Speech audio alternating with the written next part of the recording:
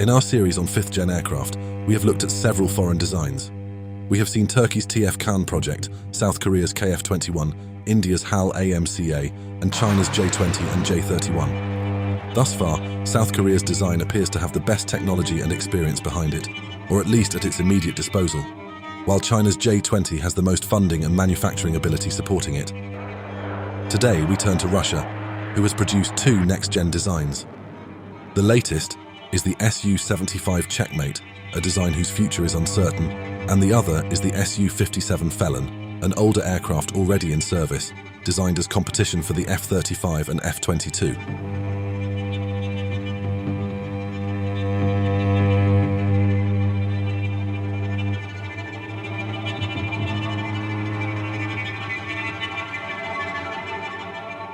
Since 1979, the Soviets had wanted a 5th-gen fighter ready for service by the mid-1990s.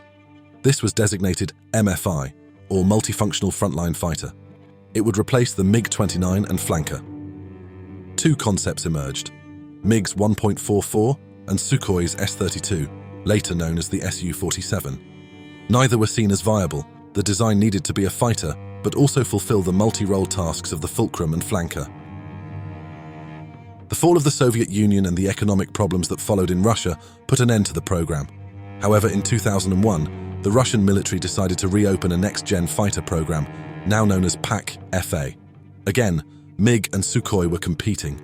The MiG concept would be affordable and easy to produce. The Sukhoi would be more expensive, but technically superior. The military chose Sukhoi, since they had excelled in the 90s despite financial problems, developing several flanker variants and remaining buoyant through continual export sales. By 2003, Sukhoi had chosen its subcontractors, and by 2004 a conceptual design was complete. Known as the T-50, it would bear much resemblance to the F-22 without the massive price tag. The next year, funding began, and by 2007 the design had been completed. By 2009, a prototype had been completed, and by 2010 it took its maiden flight. Over the following decade, 10 further pre-production flying demonstrators would be built, and in 2017, the aircraft would be renamed Su-57, earning the NATO reporting name Felon. An impressive design, it suffered primarily from setbacks in funding. Economic issues plagued the project during its formative years, including sanctions following the 2014 Crimean annexation. Nevertheless, by 2020, the aircraft had officially entered service with the delivery of the first production variant of the aircraft. Ambitions were very high for the Felon. The design was intended to surpass the Flanker. To put this into perspective, the Flanker variants are by far Russia's most impressive and dynamic fighter aircraft, something akin to the F-15. The outward appearance of the Felon is quite similar to Western 5th-gen designs, a common observation for all of the 5th-gen designs we have looked at in our previous videos. Most designers believed that this shape and style presented multiple advantages, including better overall agility, high altitude, high-speed performance, and stealth characteristics. While this was the consensus in countries designing 5th-gen aircraft like China, America, and South Korea, in Russia there appears to have been some dispute. Some Russian designers held the controversial belief that they had achieved the ideal fighter airframe in the Flanker, and that further developments were unnecessary. They thought it a mistake to simply follow current trends in the military aviation industry. The Flanker does possess great handling qualities at high and low speeds without losing any significant advantage over its closest rival, the F-15, which cannot match its low-speed abilities. There has long been debates over how the Flanker compares to the F-22 in terms of low-speed performance. However, the Flanker, and most 4th-gen designs, don't possess a stealth-efficient shape, and thus inferior in this regard to the F-22. In a beyond visual range situation, this is a serious deficiency. The Felon design clearly had stealth in mind, even if this did come at the cost of what some designers thought were the ideal flight characteristics of the Flanker. Let's look at what is purported to be the rough technical specifications of the Felon. These stats are not official, but are the most assumed from major online sources. In terms of speed, the Felon can, at altitude, supercruise at Mach 1.3 and achieve a top speed of Mach 2.0, faster than the F-35, but slower than the F-22, J-20, and most Flanker variants. The aircraft supposedly boasts a decent range, 3,500 kilometers on internal fuel, and 4,500 kilometers when using 2 external drop tanks. This is considerably longer than the publicly claimed range of the F-22, which has a 1,000-kilometer range on internal fuel. How such a range is achieved is unclear, although it may have required some sort of compromise inside the aircraft. This sort of range puts it almost on the same footing as the F-35C. The service ceiling of the aircraft is 66,000 feet, roughly the same as what is believed to be the F-22 service ceiling. In terms of armament, there is again similarity with the F-22. The Felon's internal bay has 6 hardpoints, while externally a further 6 hardpoints are available. It is unclear how many of each missile can be held at any one time. Presumably, at least 4 R-77Ms could be held internally, although perhaps the aircraft has room for missiles on all 6 pylons at once. This would put it on relatively even footing with the F-22, which has 6 internal and 4 external hardpoints. The Felon also boasts a complex array of sensors for wider visibility, including an ultraviolet missile warning system, an infrared search and track system, laser directional infrared countermeasures, internal thermal imaging, and supposedly another electro-optical system. The aircraft utilizes a Bielka ESA radar capable of holding 60 tracks and holding lock with up to 16 target signatures in a track-while-scan configuration. The aircraft incorporates a number of newer airframe technologies to improve performance. Leading-edge vortex controllers, or LEVCONs, help fine-tune the way in which vortices formed over the leading edge of the wing, allowing for either smoother aerodynamic efficiency or larger vortices resulting in better lift during turns at high angles of attack. It also incorporates a unique situational awareness system, which was promised for the F-22, but never eventuated. These cheek-mounted radars, placed on either side of the aircraft, are X-band ESA radars, providing side-looking as well as forward-looking radar coverage. Not an insignificant advantage.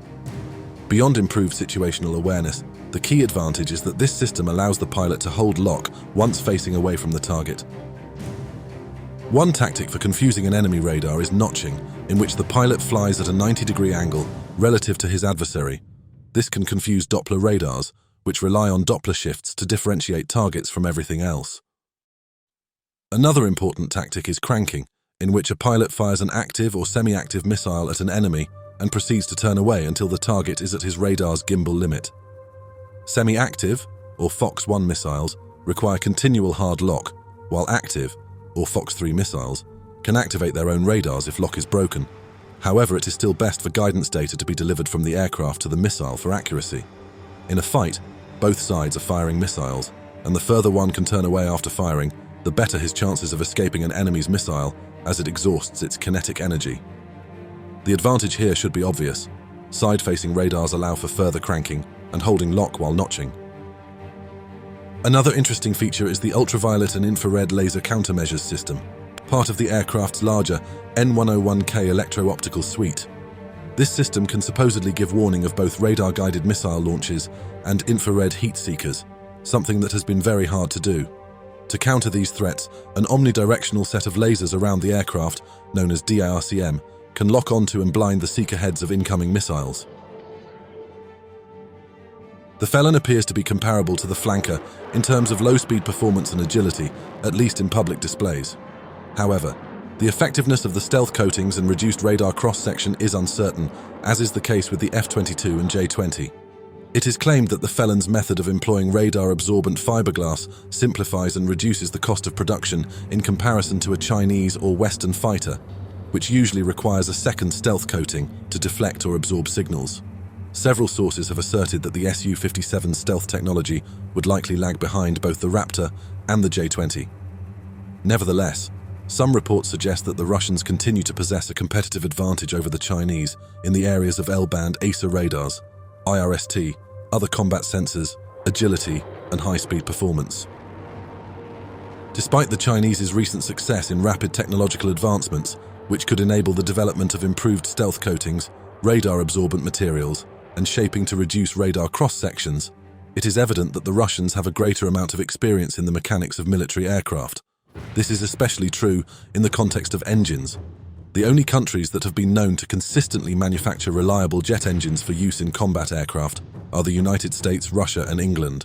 China is claiming that its new WS-15 engines, which will be installed in the latest J-20s, outperform the older Russian engines on which they previously depended. It is uncertain whether they have the knowledge necessary to surpass Russia in terms of mechanical reliability and longevity. Given the limited information at our disposal, what conclusions can we draw from this? Russia is the only nation, other than the United States, to consistently manufacture aircraft that are comparable to the most recent US fighter designs, despite the fact that its economy is a mere fraction of China or the United States. Since the Korean War, MiG-15s have outperformed older US aircraft and even early variants of the F-86, such as the legacy of Russian designs. It is fair to assume that the Felon could be the best foreign 5th-gen design. Even though it lacks the financing of the J-20, it is built on decades of experience, which can often be more significant than funding alone. But only time will tell whether this is true or not. So, how does the aircraft perform for Russia today? Well, today the Felon appears to fill an interesting role, somewhat like the F-22.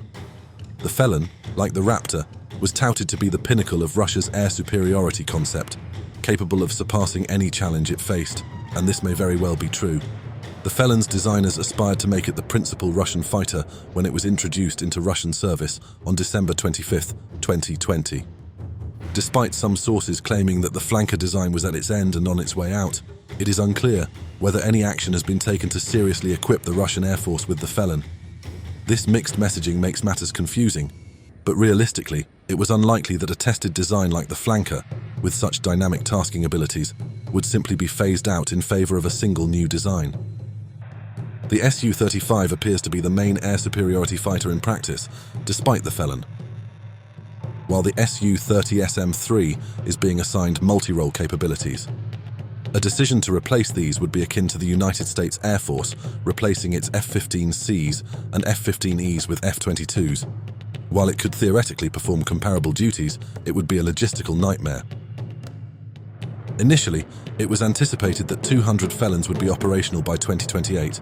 However, the current estimate is approximately 78. The costs were the determining factor for this restricted rollout. Nevertheless, several sources reported in 2023 that the Felon program was able to avoid the same mistakes that were made by the F-22 program. Consequently, the Raptor only saw a brief production run before its end.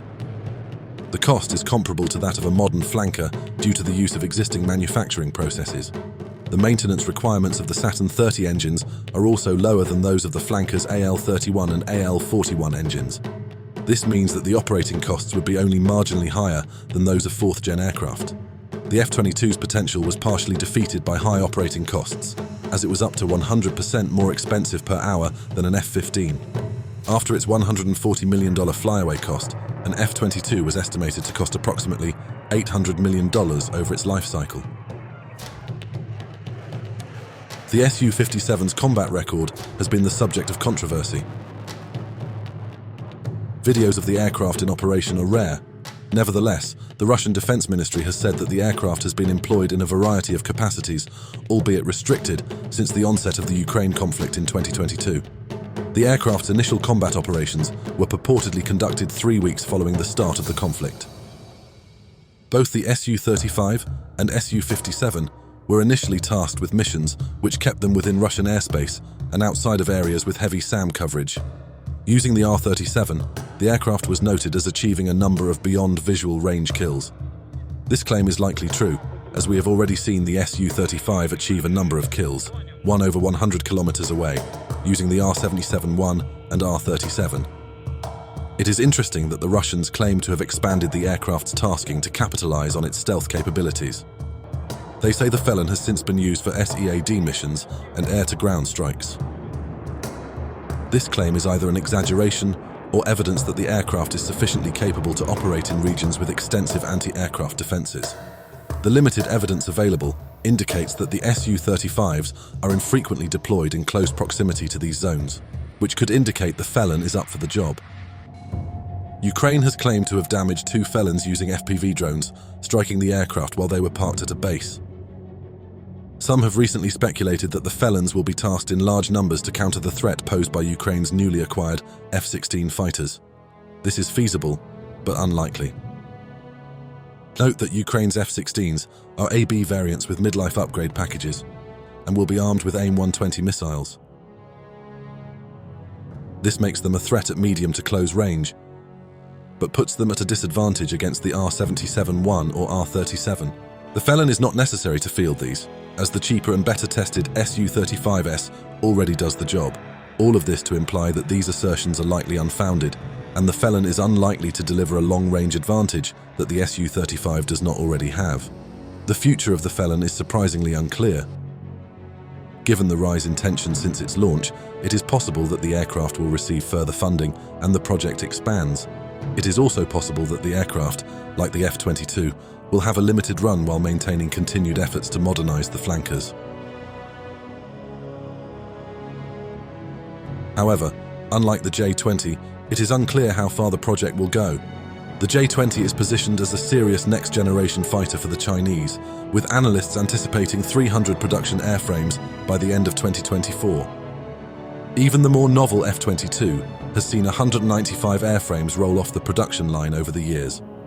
The Felon, in contrast, has just under 40 built. In retrospect, the aircraft remains somewhat of a mystery. Unless proof is provided, it is hard to tell how it performs in a multi-role configuration, but it's unlikely it would be its strength. It is also unlikely to have the technological edge over the J-20. The uncertainty about its future could also indicate a design which didn't meet expected standards. However, to its credit, the aircraft does appear to have an edge over the J-20 when it comes to air superiority, which was clearly the intent of the Sukhoi design from the start. It may lack the digital networking technology in the Chinese design, but a more refined manufacturing process could mean it's mechanically superior and more reliable than the J-20. It is possible that not prioritizing the networking was deliberate, but it is hard to say. It's unlikely we will know the whole truth about the Su-57 until further reports or footage emerge about its combat record or production future. After all, it does seem odd that footage of the Su-35 achieving impressive kills has been released, but not of any Su-57 kills. But for now, we can assume that even in this unusual production state, it would still be tasked in a more conservative deterrent role. In the event of an all-out war, the Felon would most likely be the major air superiority fighter, despite its smaller numbers, just like the Raptor would be the primary deterrent if there would be a land war in the United States. Both aircraft have more in common with each other than with the other fifth-generation fighters we've looked at.